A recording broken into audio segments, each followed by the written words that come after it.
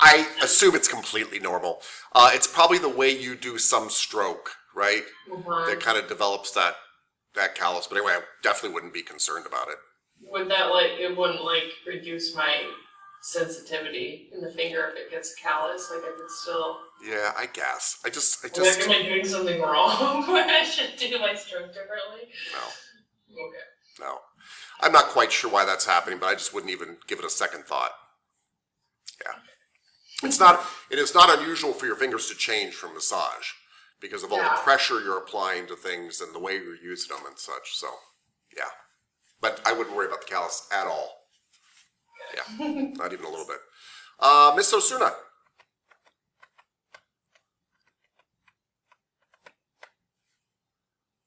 You had your hand up? Sorry. That's okay. I know that I kind of asked this question before on lecture. That's okay. But once the second section of our class to start, are you expecting us as the students to have the first section mostly hard in our memory, memorized, or? Yeah, that's actually a really good question. I'm not sure I know the answer to that question because I don't approach it that way as a teacher. So I approach it by the end of the entire program. I want you to have certain things down, right? I want you to have all your muscles down by the end. Yeah, you should, by the end of each class, whatever muscles and bones we covered, you should know the muscles and bones and actions of those muscles by the end of that class.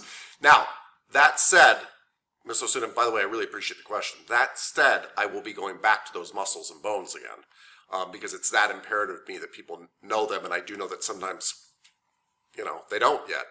But if you wanted to focus on knowing something by the end of a class, make sure whatever muscles and bones we've covered and the actions of those muscles that you know those. Gotcha. Yeah. Okay, thank you. Everything else, yeah. Ms. Carrillo, please. Hi, can you, since, I brought it up before a little bit of how the 20th is review the massage therapy book and the 21st, I can't read my own handwriting, is review of the trail guide. Can you explain what those days are going to be like? I can.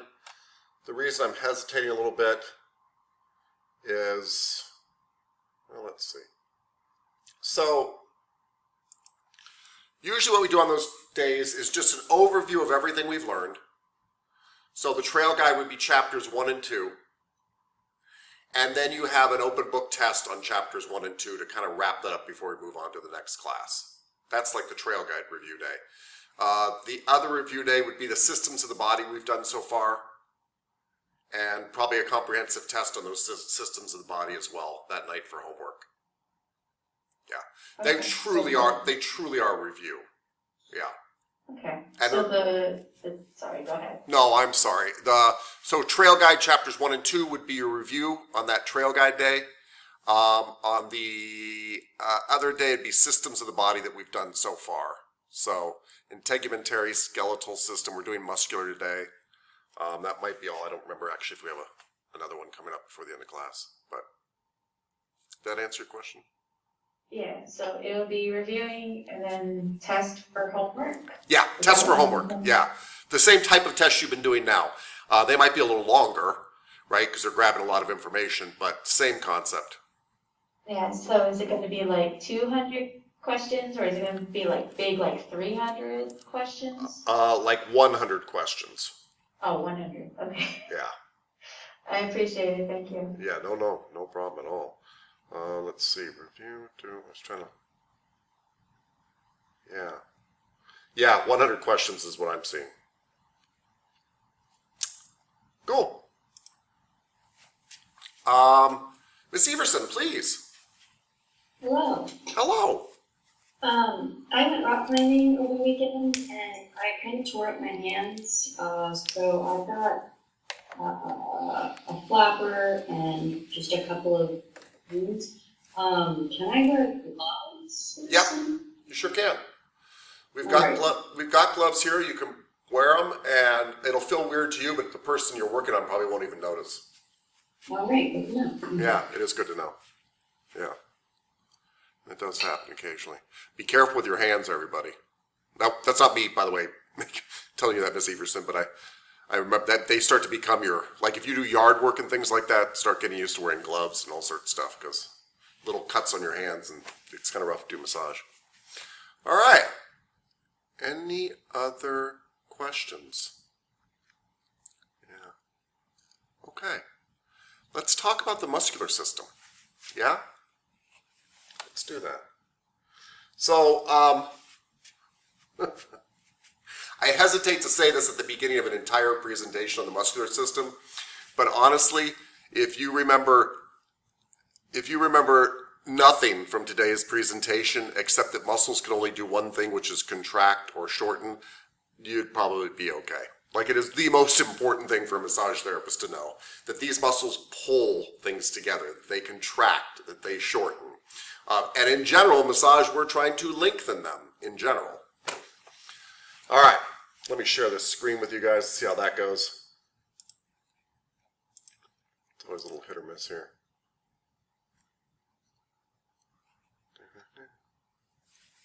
All right, we're in. Okay, everybody. So the muscular system and its pathologies, yada yada.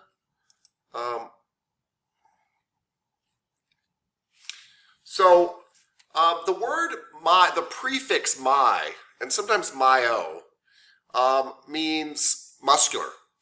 And I'm telling you this not so much because you're going to come across the word myology, which means study of. By the way, ology always means study of muscles, myology. I'm telling you the my or myo part because you'll see it a lot as a massage therapist. You've probably heard of things called myotherapy.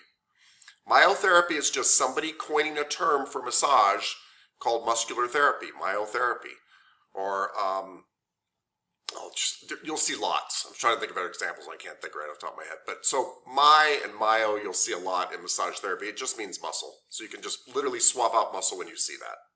So myotherapy is muscle therapy, which it's massage. It really is. Okay. Boom, boom, boom. We are going to be talking mainly about skeletal muscles today, but there are 3 types of muscles in your body. Cardiac, which is the muscles that make up your heart, and that's the only place you find cardiac muscle. Smooth, which is around your organs and the tubes of your body. All the tubes that go through your body, and I mean also like veins and arteries. And then what we mainly focus on in this class is skeletal muscles. Skeletal muscles attach a bone to another bone, and they create the movement in your body through the use of bones as levers, right? And so the anatomy of these muscles is skeletal muscles and tendons and aponeuroses, which are sheet-like tendons, really. All that's associated with muscles because muscles attach to all those things. And remember, essentially, tendons attach muscle to bone. The reason I say essentially, I mean, they 100% do, but I don't like us to forget that the tendon really runs in a way throughout the entire muscle. Really, the ends of muscles are just lacking contractile tissue and that leftover fascia that's grabbing onto the bones. Cool. So, Ms. Carrillo, what are the 3 types of muscle?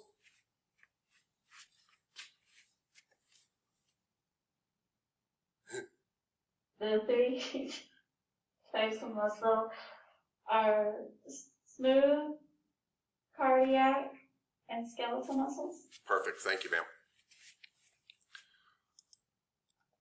All right. And so that's the anatomy. The anatomy of muscles is there are smooth, cardiac, and skeletal muscles, and you also throw in tendons and aponeuroses, things that help them connect to the body. The physiology, what muscles do, is they help create movement, mainly. They also, by the way, help you maintain your posture as well. I'm standing up right now in front of you, and my spine is relatively straight in front of you because I'm using muscles to make that happen. So they don't just help me move, they also help me stand still, and they provide posture, right? And that's where sometimes you'll hear about muscle tone coming in. Right now, my muscles aren't in a full contraction of my back; they're in a moderate contraction of my back to give me posture. So, main things muscles do is movement and posture, but they also produce heat. They also produce heat, and they also allow you to control the diameter of tubing in your body, which can be very, very helpful. But when it comes to heat production, they do that. The actual use of muscles really does cause a chemical reaction to occur that really does release heat as a byproduct. So when you're sweating in the gym, it really is because your muscles are burning calories and it produces heat. The reason you shiver when you're cold, by the way, is your muscles are actually trying to vibrate and contract a little bit to create heat to warm you up. Oh, clicking on the wrong spot. Let's try this. There we go. Okay, so you remember when we started the whole course and we said, hey, you know, atoms make molecules and molecules can be put together to make, you know, little components of cells, and those cells can be put together and you get a group of cell-like cells together and they make tissue. Well, muscle is made up of muscle cells. Muscle cells. And they are very unusual cells. They are extremely long, often running the entire length of the muscle, a single cell. And so unlike other cells, they often have multiple nucleuses inside them, multiple places where they can produce power, but their main job is to contract still.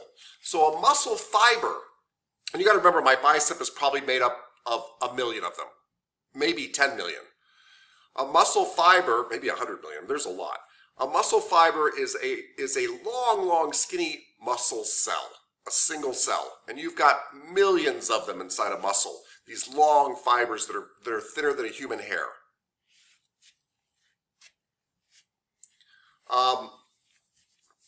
And I don't know how to explain this next part to you best. Let me come back and explain the rest of this to you in a second here. Just right now, remember that muscle fibers and muscle cells are really the same thing, and they are long.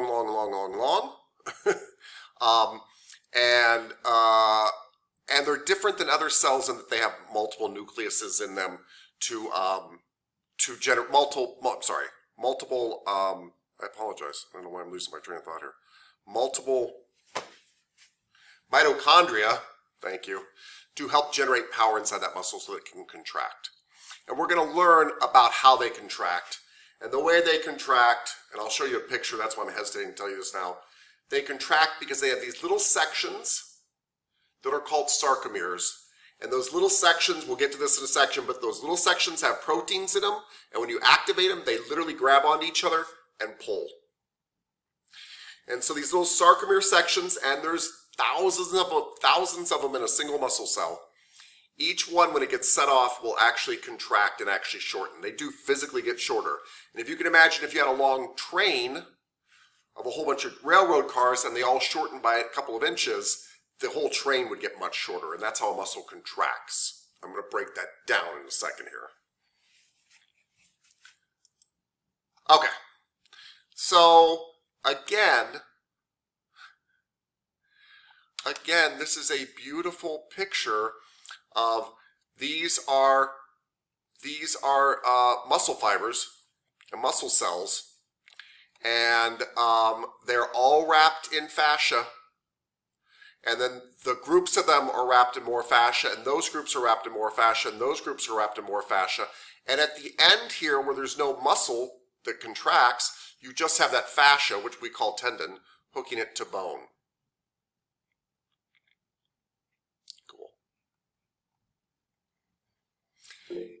Yeah, Ms. Severino, please. Question, I know you mentioned this a while ago, but is there still an opportunity where we'll be able to go see cadavers and to go look at the muscles? Because I know there's Body Worlds, but Body Worlds isn't here anymore, and I want to go and see the muscle individually now that I'm older and not freaked out about it. I got the whole thing. I was wondering if we're going to be able to see it. That would be really helpful for me. I don't know the answer, but I know that I'm intending on reaching out to GCU again. I did with this last class. My last 2 classes we didn't get to go, and it's the first time ever we didn't get to go, and it was all because of COVID. So I'm guessing we'll probably get to go this time. Yeah, that'd be my guess. The GCU is really accommodating. It's just trying to get in there when we can actually physically get there. But yes, anyway, that's the plan. That's the plan. I just don't know if it's all up to them. But Ms. Savarino's right, by the way. There's something about seeing muscles under the skin that just makes you go, oh, all this stuff where Tapscott's talking about how they weave in, and yeah, they're attached there, but it's more like this network. You can kind of all of a sudden see a lot of stuff that just makes really good sense. By the way, Ms. Savarino, we try to go towards the end of the course because we'd like you to know what you're looking at. We'd like you to be like, that's latissimus dorsi, that's the whatever. But yes, that is the game plan. Thank you. Thank you. And let me know, by the way, if Bodyworks comes back too. Maybe we'll do both. Okay. Anyway, inside these muscle fibers, these muscle cells, are these thick and thin filaments. Don't get too worried about them. But these are the things that grab onto each other and kind of pull over one another and actually make the muscle truly contract. So, inside your muscle cells, you've got myofilaments. Now remember what myo means. Just means muscle. So inside muscle cells, you've got muscle filaments. These are thick and thin filaments that give some of your striated appearance to your muscles, but they're the things that actually pull over one another and cause your muscle to contract, these thick and thin filaments, because they literally have to grab onto each other to do so. You don't want to get caught up. Oh, sorry, Ms. Carrillo, please. I just wanted to, so the myofilaments are in the muscle cells, so it's like they fill them? Yes. Okay. Thank you. Yep, and they are the things that grab onto each other.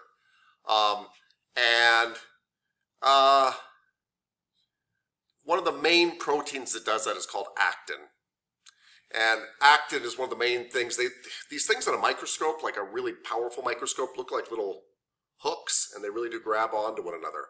And actin is one of the proteins that when you activate it, grabs onto the other one. Your muscles are actually always charged and ready to contract, assuming they have proper nutrients and all that kind of stuff.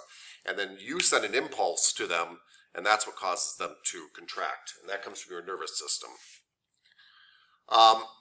Actin and myosin are the 2 proteins that work on one another. And these have chemical bonding sites. They will literally grab onto one another and pull each other closer. Z-lines, do not worry about Z-lines. They're the separation between these different sarcomere sites. So let me back up here. You've got a muscle fiber, which is a muscle cell. It's full of microfilaments, and they're divided into little sections called sarcomeres. And there's Z-lines between them. That's because they're jagged and they look that way. These sarcomeres, the myosin and actin in them, if it's activated, will actually grab onto each other and actually pull each other closer, and that sarcomere will contract. But this thing is made of long chains of sarcomeres, and so they all contract, and the whole muscle fiber gets smaller. So some people will ask, like, what's the smallest contractile unit within a muscle? And that's a sarcomere. It's this small little place where the 2 fibers kind of work over each other. Ms. Avalos, please. So is that the proprioceptors that cause them to want to bind together and contract? No, but you're close. So what happens is a signal comes down through your nervous system, and it releases some chemical messengers, true chemicals, that then activate the muscle to contract, and it has to actually do with calcium ion pumps and all sorts of things, but it sets off a chemical reaction then. And proprioceptors are usually more about receiving information than telling something to do something. And you're asking about proprioceptors, right? But it's the same nervous system. It's the same wires that send that signal to that muscle, and they literally release a chemical that tells the muscle to contract. Yeah. Let's see if we have a picture here too. I don't like this one. Hold on. So these thick and thin filaments are right here, and there's actin and myosin on them, and they actually do grab, and these little arms here really do move and really do pull the muscle together. You don't have to remember about I bands and Z lines and H zones and all that kind of stuff. It will not affect your massage career even the slightest. I've never once heard a massage therapist even mention this stuff, ever. But to know they're truly contracting, and they're contracting because of how proteins react to one another.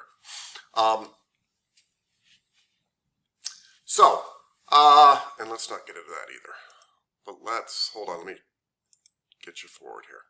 Okay, so all of these muscle fibers that are essentially muscle cells that are made up of a whole bunch of sarcomeres, and the sarcomeres have thin and thick filaments on them that with actin and myosin grab onto one another and pull over each other to cause the whole muscle to contract. All those muscle fibers are wrapped with fascia. And every single little hair-like fiber is wrapped with fascia. That's called endomysium. Endomysium is the stuff that surrounds a single muscle fiber. You get a whole bunch of fibers together, you wrap them with what's called paramysium. It's the same stuff. It's just the fascia, the saran wrap kind of around this muscle. Then you get all those bundles of paramysium together, and the entire muscle is wrapped with epimysium. Remember your epidermis, top layer of dermis? Epimysium is the top layer of muscle fascia. And there's that word my again, right? So epimysium is the top layer of muscular fascia. And what do I think is really important about this? It's not the names. It's knowing that the muscle is entirely wrapped, every single fiber, and then groups of fibers in the whole muscle, and layers of fascia. And that's out at the end what becomes tendon and hooks the muscle to bone. Ms. Hendrickson, please. So does that part of the word "sium", does that mean fascia? Yeah, in this case it means fascia, yes. Exactly.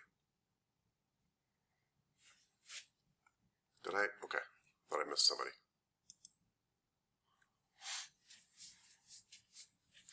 So, here's some terms you should know. And this is really about muscles and tendons. What attaches muscle to bone? Tendons. Which is really just the leftover fascia that was wrapped around all those fibers that's out at the end, hooking the muscle to the bone. That's tendon. It's rope-like. You might have seen it on a chicken breast, by the way, at the end. Not the stuff covering the chicken breast, but at the end, have you ever seen a little white, really rubbery, hard thing at the end? That's the tendon that would attach that thing to the chicken. Aponeuroses are broad, flat, sheet-like tendons. Most notably, you've got them in your abdominals, your low back, thoracolumbar aponeuroses, abdominal aponeuroses, and gallia aponeuroses on your head. These are big sheet-like tendons, and we throw them in and call them sheet-like tendons because muscles do like to weave into them. So like my abdominals actually weave in here. Our low back, you know, all sorts of stuff in your low back weaves into your thoracolumbar aponeuroses. So these end up being large sheet-like tendons. Retinacula is the ribbon-like fascia that wraps around your wrists and your ankles, and it's exactly like gymnasts when they wrap their wrists and ankles before they go do a jump. You've got that already. Everybody does. And that's called retinacula. And it helps support your ankles and tendons. And I said here it may function as a pulley for tendons. It does. This might sound kind of weird, but if you look at my hand here, I've got tendons coming up my arm that go in and make my fingers work. And if those tendons didn't have something holding them down to my wrist, when I bent over like this, they pop out of my wrist all the way over to here. You want them to go under something here. And so if they go under, like, use my bracelet here as a retinaculum, it allows them to turn corners and not pop off your wrist. And you don't want stuff popping off your wrist and ankle. So they can act as pulleys to let stuff go around a corner and kind of keep it there anchored to your body. Retinacula does that too. Yes, Ms. Clayton. Is retinaculum just in the ankles and wrists, or is it anywhere else? No, it's the only place I can think of it is actually in the ankles and wrists. There are high tension areas. There's lots of tendons turning right angles in your ankles and wrists, and they seem to help hold those tendons in place, and they seem to give extra stability to your wrists and ankles. And I'm trying to think. I really can't think of any other place that's got it. Yeah. Miss Korea. So what does the word, like the retina part mean? Because I thought retina was like something to do with the eyes before. Oh yeah, I got you there. So I was just a little confused of, I guess, the breakdown of the word, and why it means that. I have no idea, but I'm looking it up.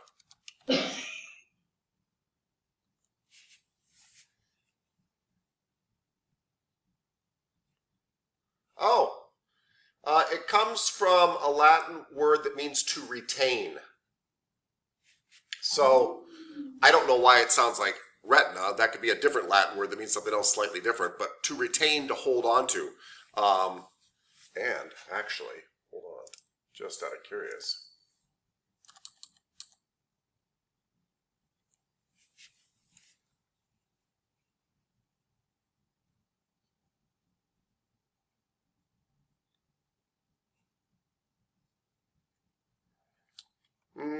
Yeah, they just mean very different things from what I can tell. Retina for your eye sounds like it's old Latin. This retina is new Latin, and they're very different Latins. But this one means to retain. That's why it is. So it's the retaining fascia, the fascia that helps hold it to your thing. For your eye, it's not as fancy, and it's much more confusing. It sounds like it's an old Latin slang term. It does not mean to see or anything like that. Awesome, thank you for taking the time to look it up, and Mr. Overman also pointed out in the book, it says, it holds there, so thank you, Mr. Overman. Awesome, okay. All right, parts of a muscle, you guys already know these. Muscle's got a belly where all the contractile tissue is. The stuff that you eat when you eat steak is the muscle belly. And it's got an origin and an insertion. Remember, the origin is usually the less movable part, usually more part of the axial skeletal system.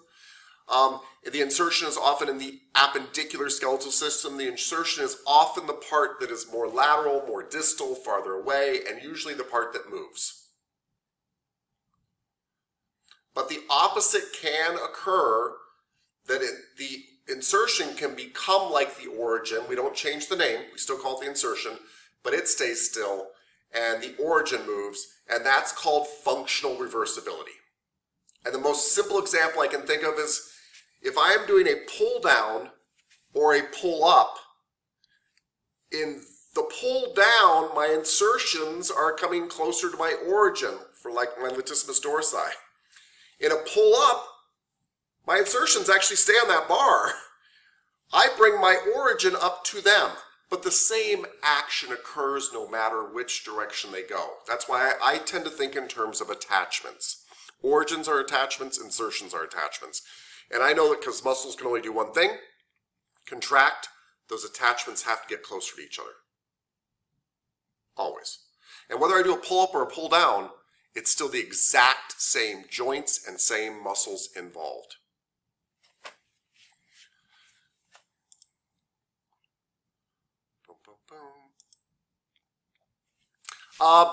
So muscle cells have certain properties. Excitation and contraction are probably the most important from our point of view, and let me explain what they mean. Excitation means that they are actually loaded up with energy and they are ready to be excited, and that if they get a stimulus from what's called a motor neuron, which I'll explain what that is in just a second, they'll contract. And then what happens is they kind of have to fill back up with energy again to do it again. But they're ready to contract. A motor neuron is just a wire from your nervous system. Remember I said everything in your body is hooked up to your brain. Your brain's got little wires that we call your nervous system. Well, a motor neuron is a nervous system wire going to a motor unit, a muscle. We call it a motor unit because they move you. So there is a wire going to your muscle, and when it sends a signal, it literally causes the excitability of the muscle to take off, and then contraction occurs. And that's when actin and myosin are activated, and they pull on each other, and the thing actually contracts. Now they also put in here extensibility and elasticity, meaning they can be stretched back out again. I mean, that is an important fact, but that's not kind of what they do. That's what we can do to them. We can stretch them back out. We can extend them back out to their pre-contractile state, to how they were before. Ms. Hendrickson, please. I remember when we were talking about the integumentary system, that hairs have their own muscles. So does each one of those tiny little muscles have its own motor neuron? Yes. To control the hair, like the feeling of the hair? Yes. Well, no. I mean, yes and no. Yes, every single one of those has a motor neuron that can cause that hair to actually kind of stand up on end, like when you get goosebumps. Mm-hmm. There are other neurons that go there that allow you to feel the hair when somebody touches it, like a fly lands on your arm, you're like, you can feel that. Neurons usually only do one thing. So the motor neuron going to that muscle, it's probably just one, tells that muscle when to fire. There are But each individual hair would have its own. yes, every single hair has a motor neuron going to it to get that muscle to fire and make that hair stand up. And every single hair has a sensor nerve on it that allows you to know when that hair is being blown on or whatever. Yes. Yeah. Essentially, I don't want to mislead you guys. A muscle cell, a muscle fiber cannot fire unless a nerve is going to it. You don't, by the way, always have to have one nerve going to one fiber. You can have one nerve going to 20 fibers. So like in your thighs you've probably got billions of muscle cells, and you're usually firing thousands of them at a time. And so your body doesn't have necessarily a nerve hooked up to each one. Sometimes there are bundles that it sets off 1,000 at once, but it still has to have a nerve going to those 1,000, but not a separate nerve for each one. But in your hair, that's the only choice it's got. Yep, one for every single one. The amount of nerves you guys have is it's ridiculous. It's absolutely ridiculous. Because you have to have a nerve to everything you can move, and everything that moves, everything you can move, and you have to have loads of nerves to everything you can feel. And a muscle for each hair too. A muscle for every hair. Yeah. Yeah. Very tiny muscle, but yes, it's a muscle. Yeah. Okay. So sometimes you'll hear people talk about, Ms. Dimitrick, please. Just a quick question. So when you lift weights and build muscle, are you making your fibers bigger or are you making more fibers? I'm smiling because actually this is a question that bodybuilders ask a lot. I don't know. I used to think I knew, but I don't know, and I haven't read the recent research on it. I just don't know. I don't know. I used to think you were making bigger fibers. But, by the way, there's lots of things that occur when you're lifting weights besides just you also get better at telling those fibers to respond. If I had to take a stance on there, I'd say you are making bigger and more efficient fibers, not more numerous fibers. But I don't know that for a fact. I just don't. We do know that when you use, what I do know, is that one of the things that happens when you work out, any type of working out, is your brain gets better at telling the proper nerves to fire, and your muscles get more efficient at firing. So they get better at using energy in that area, they get better blood flow to that area, and so they become more efficient at being used and repairing and regenerating from the last time you fired them, so all that becomes more efficient. I don't know, the question I can't answer is, do you actually grow new muscle fiber when your muscles grow? I don't know. It's a great question too.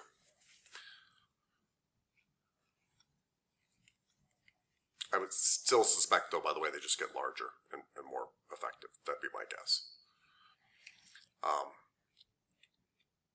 Guys ask really hard questions. Yeah. So, by the way, you'll hear of the sliding filament model. Again, won't change your life as a massage therapist. We already talked about it. The sliding filament model is those thin and thick filaments with the actin and myosin that pull over each other. It means we believe that muscles contract by these filaments sliding by each other and grabbing on. That's it. That's all it means.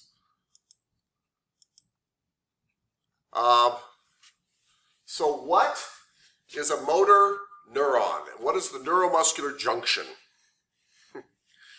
So, your muscle can't do anything until you tell it to do something. It might be ready to contract, but it's got to get a signal to contract. And the nerve comes up to the muscle, and where it is about to touch the muscle, we call that the neuromuscular junction. It just means the meeting place between the nerve and the muscle. That's it. That's all it means. It means where your nerve, your wire from your brain, going down your spine, splitting off, going down whatever, going all the way over this muscle. It's where that nerve meets the muscle. We call that the neuromuscular junction. And they make a big deal out of the neuromuscular junction because cool stuff happens at the neuromuscular junction. You have what are called neurotransmitters, and these are chemical transmitters that are literally released from the end of the nerve when it tells it to fire, that are picked up by your muscle at a place called the motor end plate, and it picks up those chemicals, and the muscle says, "Okay, let's go to action. Let's fire these muscle fibers off. Let's do that." And that happens at the neuromuscular junction. It's just where your nerve meets your muscle. Your nerve spits out, when your brain tells it to, some neurotransmitters, which are chemical transmitters. Your muscle picks up those chemical transmitters and says, "Oh, I really need to fire now. I'm actually going to contract." There is a gap between the nerve and the muscle, and it's called the synaptic gap. You have these in your brain too. They're very, very important, actually. You have tiny gaps between your nerves because you don't want them firing all the time. Because you hallucinate, actually, if they fire all the time in your brain. This gap, though, is where your nerve actually releases the chemical that then floats across this tiny, tiny gap and is picked up by your muscle, and your muscle knows to fire off. The reason these gaps are important in your brain, by the way, is they allow you to think, and they can actually line up with new nerves when you learn new patterns and new things, and it's how you reprogram your brain. But all this is done with chemical messengers. This is a good picture of the motor plate.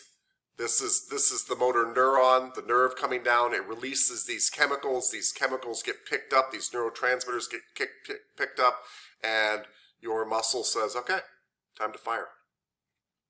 But they don't actually touch.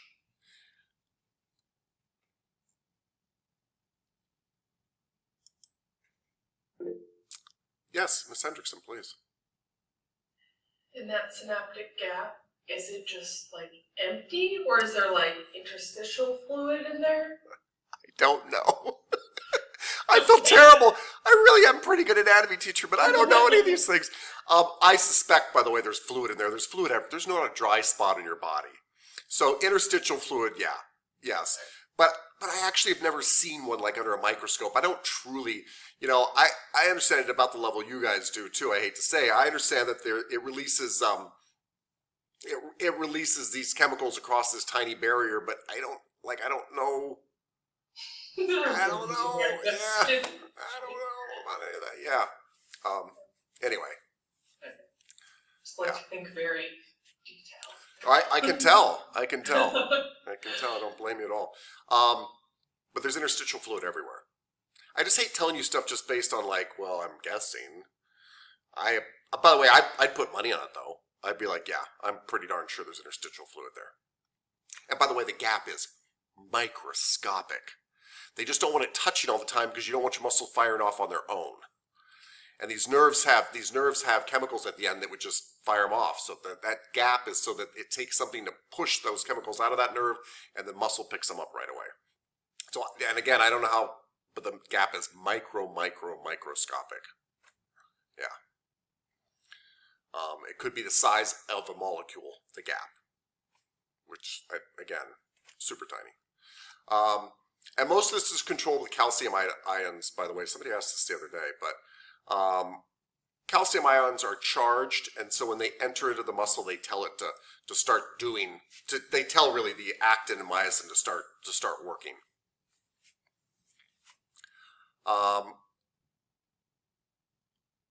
Your muscles are all powered, by the way, as all your cells are, by ATP, which is a chemical that you use for gasoline in your body, by the way. Everything in your body runs off ATP. And here's a good picture of myosin right here, grabbing on to the actin, and then because of ATP, which is adenosine triphosphate, that chemical, when it breaks apart, actually produces energy and causes this to bend back, and it literally pulls. It literally pulls the muscle and contracts, and then it lets go. And this is just one section. This is just one sarcomere in this long, long muscle cell. Remember, there's lots of sarcomeres, so if all these microscopic things shorten, the whole muscle shortens. Yeah, and then they have to pump all the calcium ions back out of there and get the thing ready to contract again. Okay. So this is really important to massage therapists, what we're getting to now. And it'll be on the next couple slides, I'm sure. But motor units, which are the wires coming from your brains that tell your muscles to fiber, are hooked up anywhere between, they say 2, anywhere between 1 and 2,000 muscle fibers. In areas like your eyelid, it takes about 10 muscle fibers, by the way, to open your eye. So they're actually incredibly strong for the size they are, but that gives you an idea. Anyway, your muscles work on an all or nothing principle. When they are told to fire, the muscle fibers fire with all their might every time. You can't half fire a muscle. So, when I'm doing bicep curls and the weight gets heavier and heavier, my body does not tell my muscle fibers to work harder, it recruits more muscle fibers. So if you can imagine like a carriage being drawn by horses, those horses run all out. If you need more power, you put more horses on. Okay? Muscle fibers are the same way. They're either on or off. And those little suckers are not lazy. When you tell a single muscle fiber to pull, it pulls with all of its might. Because the calcium ions just tell the actin and myosin to pull, and they only have one strength to pull it. They just pull. That's it. So if you need more power, you need to recruit more muscle fibers. And nerves, by the way, motor neurons, everybody, they can't be toned down either. They either tell the muscle to fire or not. They don't ever tell the muscle to kind of fire or half fire. So your brain controls your muscle power by sending out signals to enough nerves to get enough fibers to fire to give you the strength that you want. Until, by the way, it's firing every last muscle fiber in that muscle, and that's your maximum power that you've got. Ms. Carrillo, please. Is that also how you can control pressure? Is because one muscle is lightly going down, but if you want more pressure, you engage more muscles? 100%. That's how you control all the power in your body. That's exactly right. And your brain is really brilliant. If I ask you to do something that's moderately difficult, like let's say I said, hey, hold this coffee mug out here like this, right? Now this is easy for me, but we all know from experience that after a couple of hours or something, after a couple of minutes, it probably gets hard.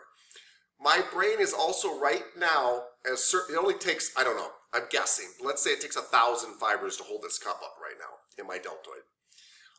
But those 1,000 fibers get tired. They can actually only stay contracted so long. My brain, without me knowing it, is turning off certain fibers and firing other ones. And it's doing it so seamlessly that the cup's not moving. You don't see it kind of like, so it's brilliant what it does. So when you're standing for a long period of time or you're doing anything for a long period of time, you're not using the same fibers. Your brain's like, I'm going to rest these and bring these on board, and you don't even know it because all those fibers that come on board contract with all their might. And so it'll be rotating those through. So when you're doing bicep curls, for example, you're not using the same muscle fibers at the beginning of the bicep curl that you are at the end. You've exhausted them. Miss Clayton. So when you hear those stories of like moms or dads who pull cars off their kids, and they have like crazy power, is it just because their body's going into overdrive and firing all their muscles, or what's responsible for that? Yeah, lots of things are responsible for that. I mean, for one thing, just don't underestimate a mother's love.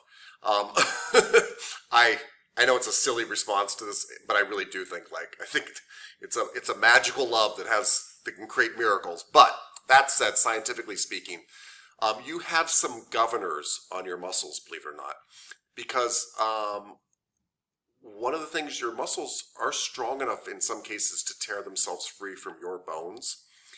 And so you've got neuromuscular connections that warn the brain when you're about to overload a muscle and it's going to tear and shut it down or block its movement. And these are great. I mean, that's why we don't throw our shoulders out when we're at a wild dance party, at 2 a.m. But under extreme stress, you can override that. And so I can see what would happen is you get flush with an incredible amount of adrenaline. And adrenaline kind of tells the body, like, it's life or death. I don't really care if we tear a muscle. We need to get out of here alive, right? And so you take off the governor. And just like if you took my little Honda Fit outside and you put some airplane fuel in it, I mean, you'd destroy the engine, but it would be one hell of a ride before you did. And you can do the same thing with your muscles. Your body just takes off all the controls and you get full power like you've never had before. And quite often you're, quite messed up afterwards. That's stuff they don't tell you about. But that's what's happening. You're right. Your body's taking off the controls from those muscles. Yeah, exactly. It is pretty amazing. Okay, so muscles work on a all or nothing. Here we go. All or nothing. They are all or nothing. They either contract fully or not, and the way you control power is when I pick up a pencil, I'm using, five little muscle fibers. Then when I pick up a rock, I'm using 55 little muscle fibers, and that's how my body controls muscles. Is the muscle and the motor neuron, the nerve that goes to the muscle, they're either on or off. It's a light switch. The motor neuron is literally on. It sends a signal, tells the muscle pull. And it pulls that muscle fiber. If your brain's like, oh, that's not enough, this was much harder than we thought, it sends other messages down other wires to pull more and more fibers. All or nothing. And so that means that it works on the ability of recruitment. If my body wants more power, it asks for more help from more muscle fibers. It doesn't ask any of the fibers to work harder. They can't. They only have one power, whatever that is. And so my body recruits more fibers to give me more power. So in that sense, you guys we're very complex, by the way. Human body is very complex. But in that sense, your nervous system is very much like a light switch. It's either on or off. And it flips on, it sends the same amount of power, and everything it goes to just does its all.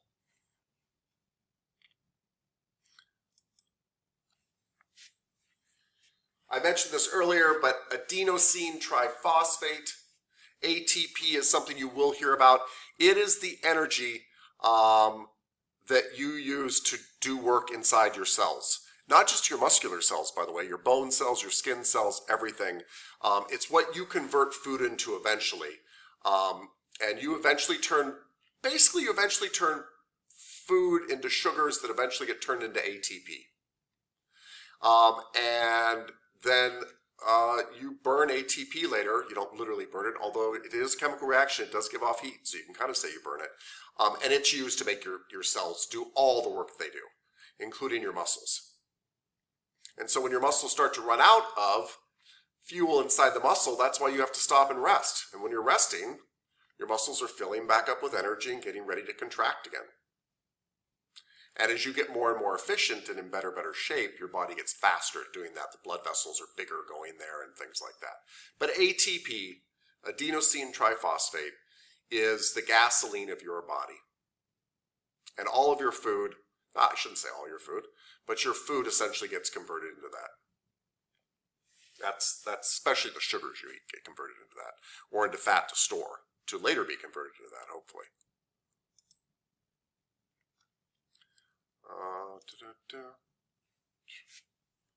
Okay. Let's go. Hold on, guys. You will hear about type 1 and type 2 muscle fibers. And this is more important for athletes than it is for massage therapists, but type 1 muscle fibers are called slow twitch. And they're usually in your lower body, and they have a greater endurance, which makes sense. I want my lower body to have better endurance. I have to walk and run places. Type 2 are called fast twitch, and you find more of them in the upper body. They're very powerful, but they burn out quickly. And we all have different amounts of type 1 and type 2 fibers, which is why some of us are prone to be very strong, but we burn out quickly, and others of us have an incredible amount of endurance. So that just depends. But type 1 are slow twitch. They're slow to fire in some ways, but they're also slow to burn out. So they're very good for endurance. Type 2 are fast twitch, and they're very strong because of how quickly they can contract, but they burn out very quickly. Yes, Ms. Hendrickson. Does everyone have like the same set? Because I was wondering, like, if you're training it to have more slow twitch or fast twitch, or is it like genetically you have like a preset? My understanding is it's genetic. You have a preset. And you can, by the way, you can make your slow twitch work better and your fast twitch work better, but you are genetically given a certain percentage of those. And that's why some people are just born runners and other people are born power lifters. And so, some of that is genetic. Yes, it's genetic, and you can't change, from my understanding, you can't change the makeup. You can make those fibers in better shape. You can use them better. But if you are somebody with loads of type 2 fast twitch, you're probably never going to be a distance runner. Right. Okay. And you're not going to change that. Yeah. Ms. Carrillo, please. When I would work out with my personal trainer, he would have me do like I forget what they're called, but they're really hard workouts first to basically help warm up the body.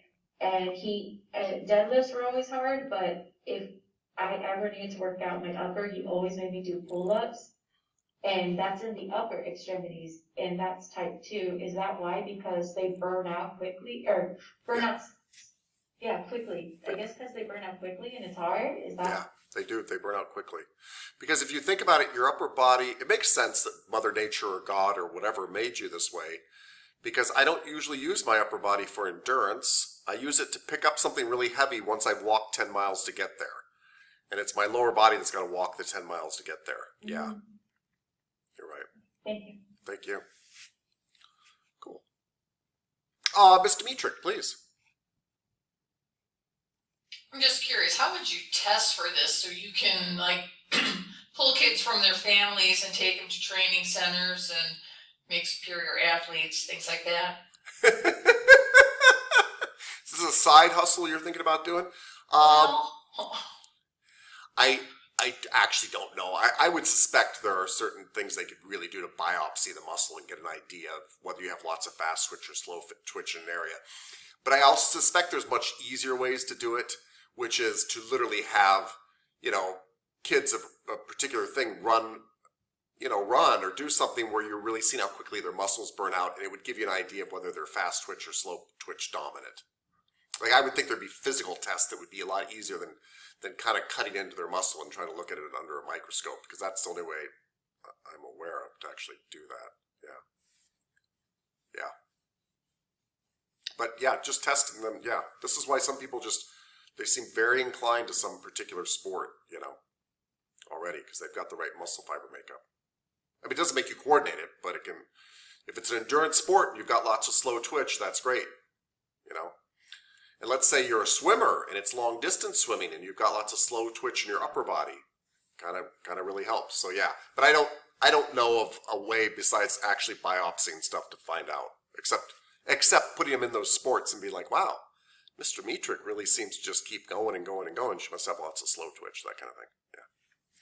Did somebody else have their hand raised? I thought I saw another hand. No, maybe not. All right.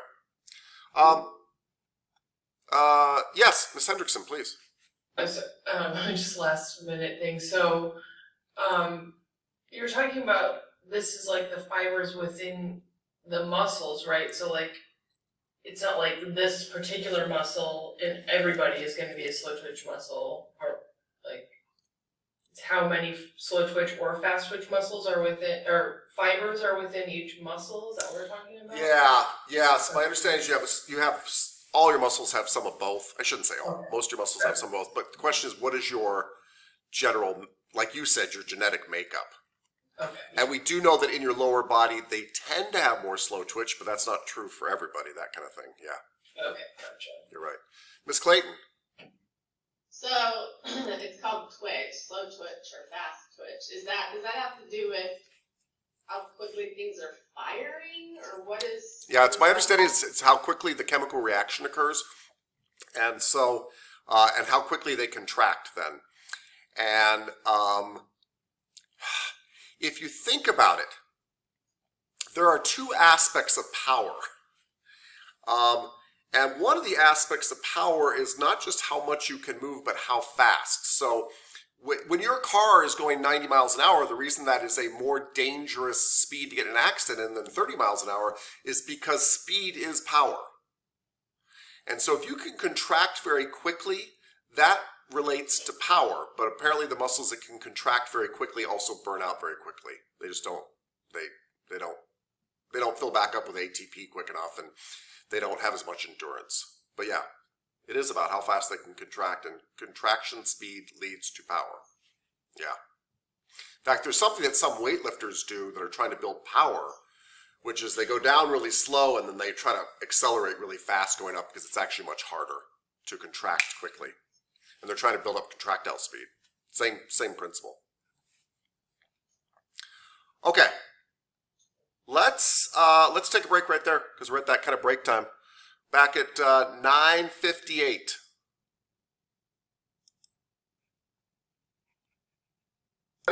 And we're back. Mr. Richards, please. I have a question.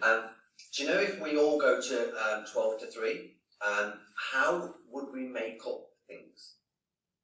Oh. If there was no 3 to 6, for instance. I don't think that would be an issue at all. Because I have to put a fully dedicated teacher at both campuses. Like, it's not like they're going to run between the two campuses, so, and we probably rotate the teachers, I'm guessing. But anyway, the point is, two answers to that question. One is, there's still makeup time at the end of all the classes when you're supposed to do makeup, 2 makeup days. So, and if they start enforcing that, that's what we would do anyway, so that won't matter at all.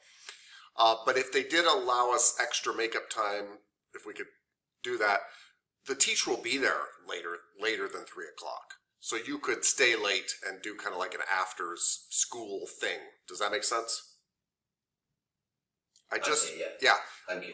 The one thing I do want to say, Mr. Richards, is I doubt it would be like, any day you want. We might say, hey, this Thursday, teacher's going to stay till, or the next 4 Thursdays, they're going to stay till 6 p.m. if you want to stay late. That kind of thing. Something like that.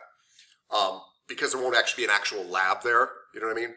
But yes, there would still be the ability, there'd still be the time of the day. The other cool thing is, I think the teacher would be available every single day between those hours of 3 to 6 for tutoring as well. So that's how we'd like to do it. It just got crazy because our roof fell in. But so in theory, you're going to have lab 12 to 3 and somebody available to help with things from 3 to 6 at whatever, at either site, both sites. Yeah. Yeah, that'd be cool. Exactly. Very cool. All right, any other questions like that? Those are legit. Okay, so moving right along with our fun little muscles. We talked about fast twitch and slow twitch. It's just an overview. So these are some terms you should probably know, whether you're a massage therapist or a physical therapist or anything like that. There are essentially two types of things that can happen when a muscle contracts. One is, when a muscle contracts, the length can change, right? We normally think of it as shortening, right? But there are times that a muscle can contract and nothing happens. Let me give you an example. Both my pectoralis majors are contracting now, and nothing is happening. They are under extreme stress. They are fighting one another. They are both contracting, but it is an isometric contraction. The muscles contract, but they don't shorten because something's stopping them from shortening. So when you push on a brick wall, the push comes from the muscle shortening, but if the wall doesn't move and you don't move, that's an isometric contraction. Isometric means the muscle length doesn't change. Yes, it's trying to change. It would change if one of my hands got out of the way, but it's an isometric contraction. A contraction is occurring, but the muscle isn't shortening. And I know I always said muscles can only do one thing, shorten. They can only try to shorten, right? But they don't always succeed. So isometric contractions are when the muscle length doesn't change because you're not moving anywhere. You're pushing on something that's not going away or coming to you or anything. It's not moving. Isotonic contractions involve length changes. The muscle either gets shorter or longer. The shorter one's the easiest one because it's what we think about. So an isotonic contraction where the muscle length changes and actually gets shorter is called a concentric contraction. Concentric contractions are what you guys are used to.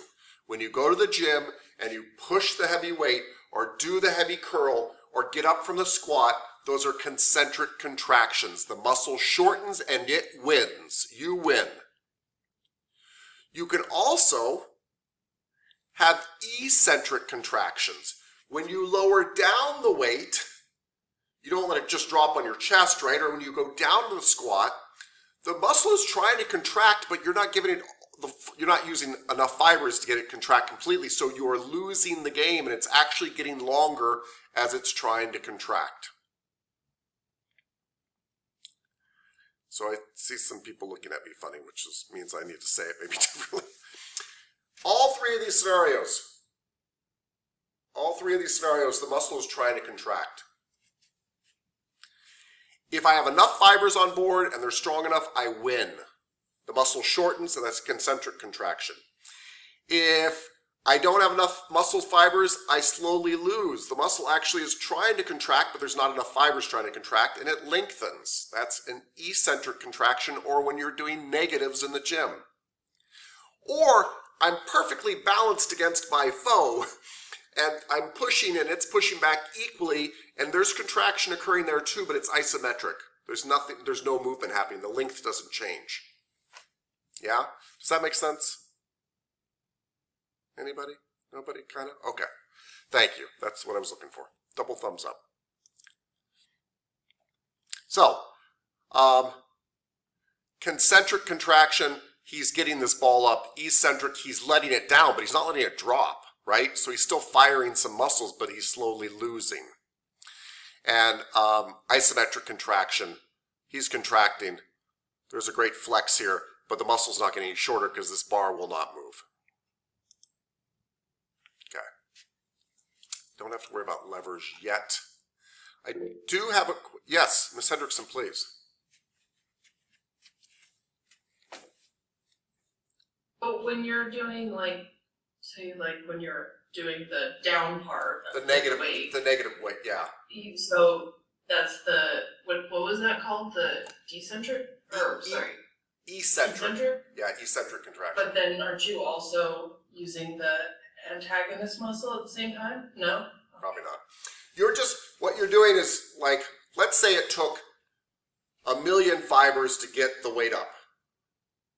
What my brain does is my brain doesn't want to just drop the weight down. So it cuts it down to 900,000 fibers, and that's not enough to get the weight up. And what happens is those 900,000 are still trying to contract. They are contracting, but they're losing. Oh, And okay, they let it so down you're just slowly. like doing the opposite of recruitment, like Yeah. releasing. Yeah, that's true. You are Well, releasing some of the recruitment. Yeah. Yeah. So let's talk about levers in the body. I don't need you guys to memorize levers and all this kind of stuff. But I want you to ask yourselves if you are designed for power or for speed based on the levers in your body.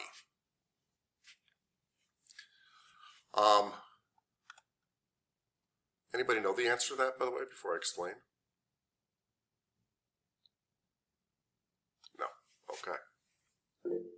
Yeah, Miss Clayton, please. I would say power. Okay, very cool. Mr. Jones, what would you say? I think it's speed. Why do you think that, sir? Specifically because I don't think our bodies were designed for power. I think we're designed to be quick. Like we can move our arms real fast, we can move our hands fast.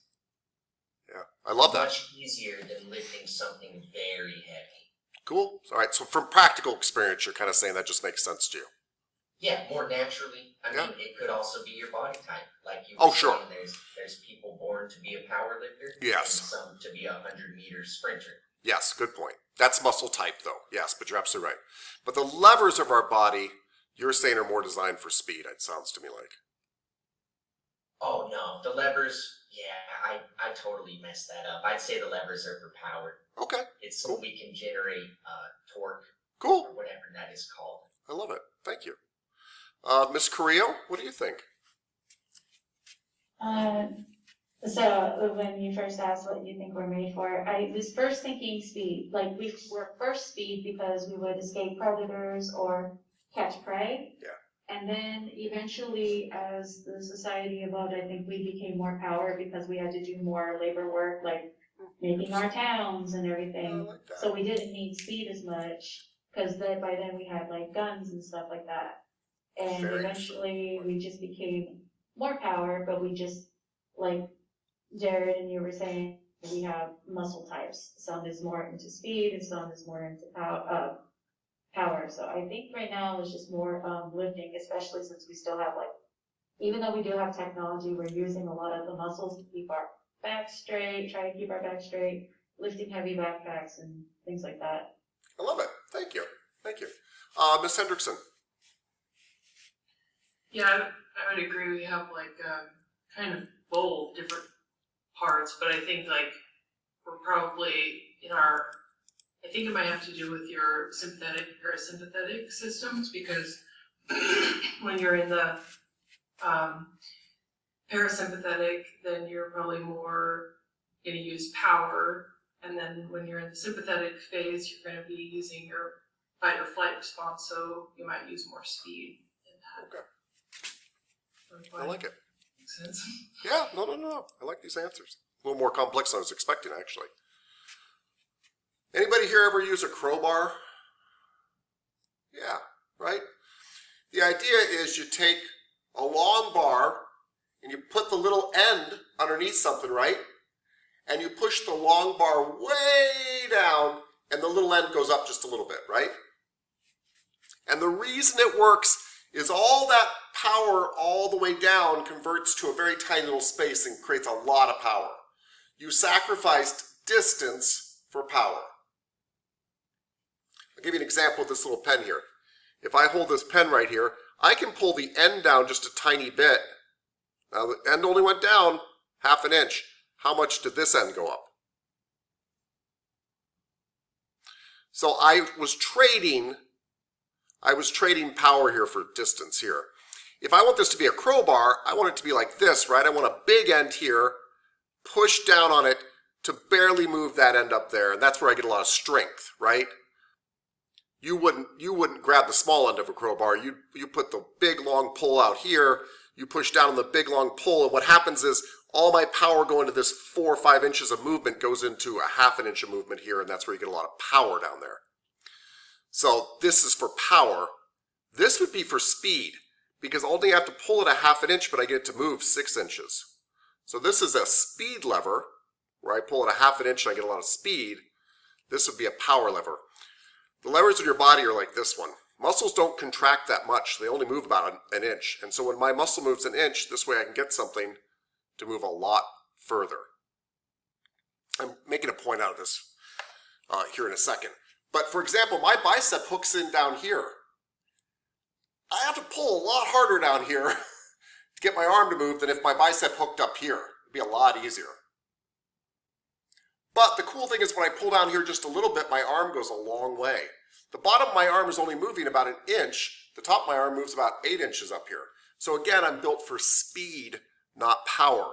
The reason I bring this up to you, that's so fascinating, is that means my muscles have to work 10 times as hard as the weights I'm lifting.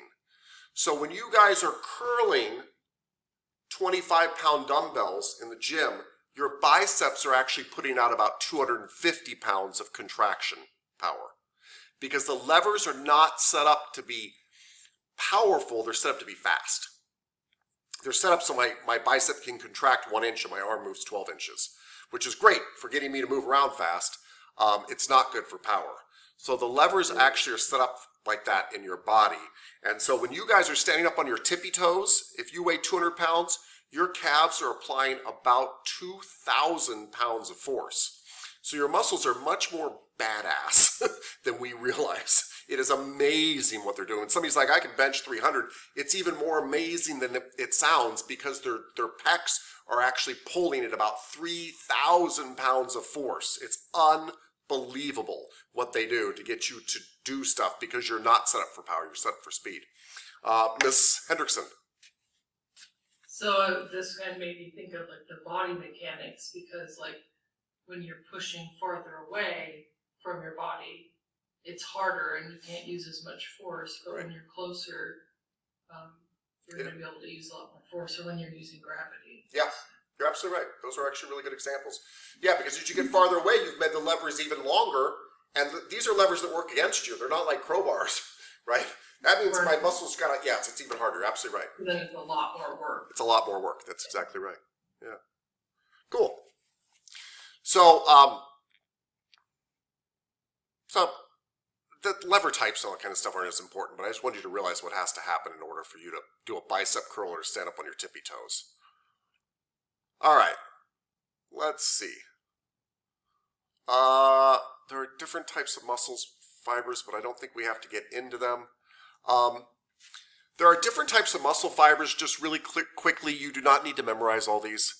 But if you think about the direction of the muscle fibers will help you determine what the muscle is going to do. Like these muscle fibers are built into a circle, right?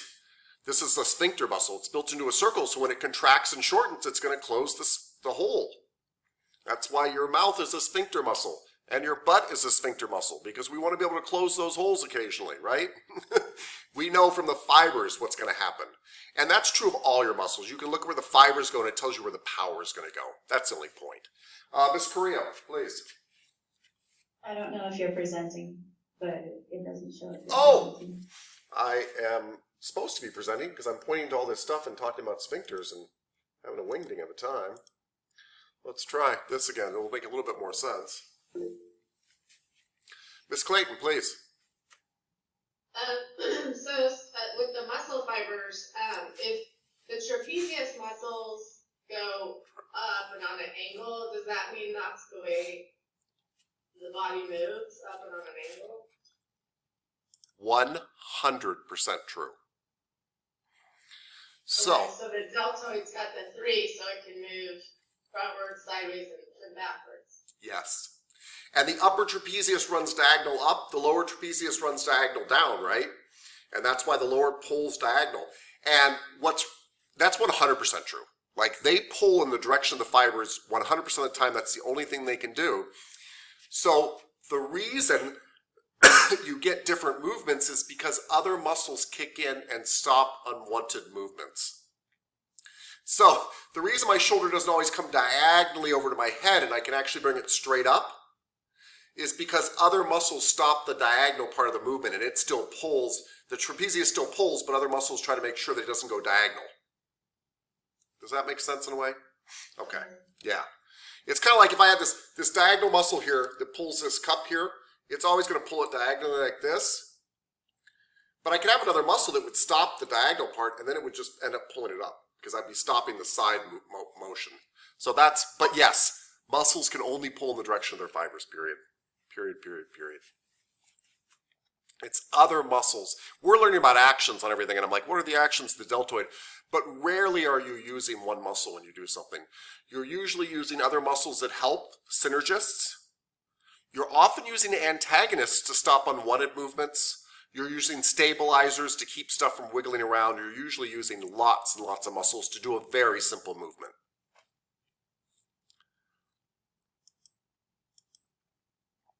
Oh, and that kind of leads us to this, what I just said. Prime movers are agonists, right? They cause you agony. They hurt because those are the ones working. Those are prime movers. They are agonists. Synergists are their buddies that are working out with them, helping them out. Fixators and stabilizers are muscles that are helping stabilize joints, helping with posture. And antagonists are ones that actually lengthen while the prime mover is working, and ones that if they contract can stop the prime movers or the agonists from working.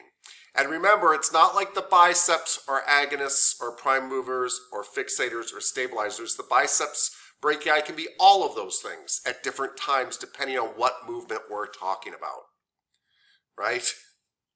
So it's not that a particular muscle is always a fixator or a stabilizer or an agonist or an antagonist. It depends on the action we're talking about and what role it plays in that action. And most muscles play in all of those roles at some time or another. Not all of them, but most of them. Boom. Yeah, this is actually a great example. So your deltoid, which does all this cool stuff, you can move your arm around, but when you're doing bicep curls, it's a fixator. It locks your shoulders solid so your shoulders move around while your biceps brachii is contracting. And what helps your biceps break? What's the synergist with your biceps brachii? The brachialis, the muscle underneath it. And the antagonist would be the triceps. If your triceps are tight, your curls aren't going to work. In fact, if somebody's having a problem with their curls, I'd actually look at their tricep possibly first, because it could be the thing stopping their curls. I don't care about these classifications, but I care about the concept behind them in the slide you're looking at. Uniarticular, biarticular, and multiarticular just refers to how many joints does a muscle cross over. Can anybody tell me what the brachialis would be classified as? Is it uniarticular, biarticular, or multiarticular? Ms. Hendrickson. I think that one's uniarticular. It is. You're 100% right. It only crosses over the elbow. No matter what it does, no matter what happens, all it can do is create a flexion of the elbow. But the biceps brachii is a biarticular. It's going across the elbow and the shoulder, right? And things like your erector muscles in your back that run across your 24 vertebrae, those would be multi-articular. They're running across multiple joints and therefore can affect multiple joints. Little hint, that'll help us down the road. From a structural point of view, and a lot of the muscles that give us problems, and a lot of muscles we pay extra attention to are biarticular or multi-articular. We care about muscles that cross over more than one joint.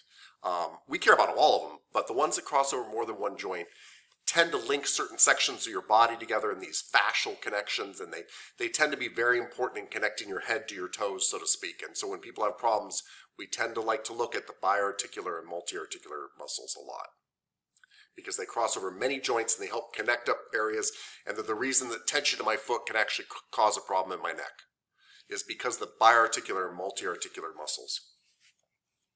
But the names that they're actually called, that I've never actually heard a massage therapist in my life use the word biarticular. But understand the concept is important. Oh, that's right. And that leads us to assignments for pathologies and review and all that kind of stuff. So I hope you guys are paying attention. I will read these out. These are for tomorrow. You're familiar with this. These are these 2-minute presentations that you've been doing a bang-up job with. Really, really good. Tendinitis and tendinosis is Miss Abelos. She'll be covering those. Dequervain tenosynovitis is Miss Carrillo. Say that 10 times fast. Fibromyalgia syndrome. Miss Clayton, I bet you get a lot of people that come into your place complaining of this. It's a very common complaint. Myofascial pain syndrome, Mr. Craven. Osgood-Schlatter disease is Miss Deng. Plantar fasciitis is Miss Dimitrick. Shin splints, Miss DeBose. Strains, and what makes them different from sprains, Miss Everson. Tenosynovitis, Miss Eversole. Epicondylitis, Mr. Godot. Tension headaches, Miss Green. Torticollis. Torticollis, sorry, it's kind of a pain in the neck there. Torticollis. Miss Hendrickson. Whiplash, Mr. Jones. Mr. Lee, I want you to demonstrate the movements, kind of like Miss Deng did last time too. Flexion, extension, abduction, adduction, circumduction, medial rotation, lateral rotation, elevation, depression, opposition. Cool? Miss Lee, I would like to know about the 4 rotator cuff muscles. You just have to name them. Tell me about where we can find them, their origin insertions, and their actions. So let me give you an example. Supraspinatus is found on top of the scapula in the supraspinous fossa, and it attaches to the greater tubercle of the humerus, and it causes an abduction. You got 4 of those muscles. Those are the rotator cuff muscles. Mr. Ma, can you please tell us what effleurage, petrissage, and tapotement are? They all come from... Go ahead. Effleurage is... No, stop. Tomorrow, sir. Sorry. No, don't be sorry. It's great. I love that you already knew. But they're all part of Swedish massage, and just in simple English, you can just tell us what they are. Effleurage, petrissage, and tapotement. Mr. Manzanares, can you list the endangerment sites on the body? They're not complicated places, but places where you shouldn't go poking your fingers on the body. There's about 5 of them, and you can look up endangerment sites for massage and you'll find them. Okay. So endangerment sites of the body, these are places where you're not supposed to rub on basically anybody. Oh, Mr. Overman, this is kind of a heavy lift. I'm sorry.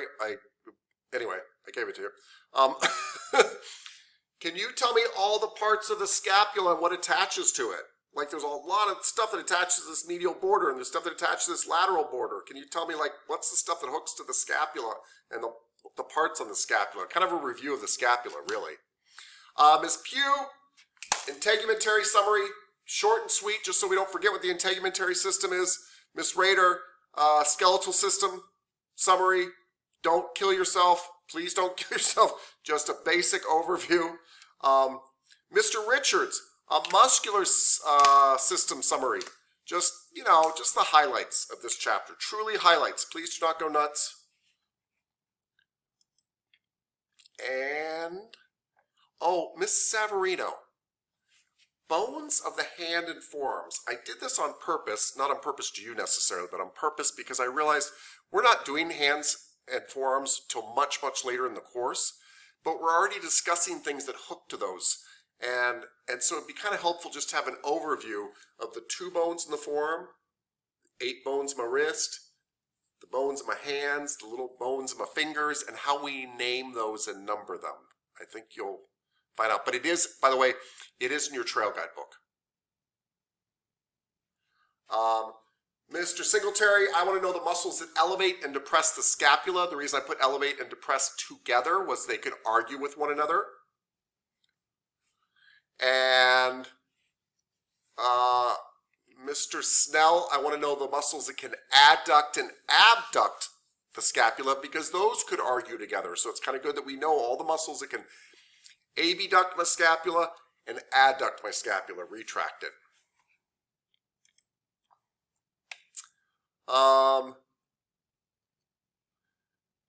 Miss Stevens, muscles that adduct and abduct the glenohumeral joint. Boom, boom, boom. And Mr. Thornton, you didn't miss your assignment. Mr. Thornton, I want to know the muscles that can flex and extend my glenohumeral joint. Again, I'm giving you guys these things in pairs because they can argue with each other when we massage. And Miss Young, I want to know the muscles that medially and laterally rotate the glenohumeral joint. There's quite a few that medially rotate it. Quite a few on both sides, so just check it out. And that's everybody. Yeah, I think. I hope. Let's see. Miss Osuna, please. I saw what mine was, but you kind of skipped over me. Did you want me to just go with like the overview? No, I did skip over you, and I don't know why. I'm so sorry. Hold on. Let me go back. That's okay. Oh, I read wait. it. I knew what I know. Yeah. I just want to know like specifically what you want from me on that. Thank you. No, I'm glad you asked, and I apologize. I want to just like I would love somebody to be like, this is the pectoral region, this is the abdominal region, this is the brachial region, this is the cervical region. Just that's what I meant by regions of the body. Okay. Yeah. You know, so it'd be like a kind of a quick demonstration, I think, is what I would guess. And thank you for asking. Let me see about your guys' homework here.